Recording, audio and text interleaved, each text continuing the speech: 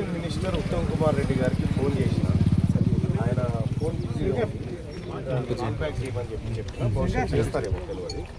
ఆలోపు irrigation department principal secretary అయినటువంటి Sridhar IAS గారికి కాల్ చేయడం, ఆయన ఈ విషయాన్ని ఈ 11/6 ప్యాకేజీ ఏదైతే ఉందో దీన్ని త్వరగా కంప్లీట్ చేయండి, 1 కిలోమీటర్ పెండింగ్ ఉందనేటువంటి విషయం ఇప్పుడే చెప్పిన ఆయన చెప్తే ఆయన ఏమన్నారంటే నేను ఎగ్జామిన్ చేస్తాను సార్, తప్పకుండా కంప్లీట్ చేసే ప్రయత్నం చేస్తాను అన్నమాట ఆయన చెప్పడం జరిగింది.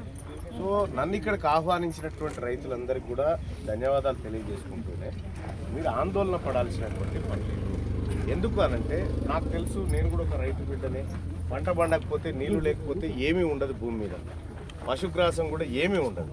సో అట్లా అందుకోసం ఏం చెప్తా ఉన్నంటే మీరు ఇచ్చేటువంటి సమస్యను తీసుకొని నేను రేపు పోయి ఇప్పుడు 16 తారీఖు నుంచి శాసన మండలి సమావేశాలు అసెంబ్లీ స్టార్ట్ కాబోతా ఉంది. అందులో నేను మాట్లాడడం కోసం నాకు మీ 12 గ్రామాల ప్రజలు ఒక రిప్రజెంటేషన్ ఇస్తే దాన్ని బట్టి నేను తీసుకొని పోయి అయ్యా మరి ఇదేందా వీళ్ళు ఎన్ని రోజులు ఈ టెంట్ల కింద కూర్చోవాలి, ఈ ప్రభుత్వానికి ఏమన్నా ఉందా, ఎందుకు ఇది నిర్లక్ష్యం చేస్తూ ఉన్నారు, ఈ రైతులు ఉండాలన్నా పోవాలన్నా లేకపోతే అసెంబ్లీ దాకా రమ్మంటామా వీళ్ళని నేను అడుగుతున్నాను.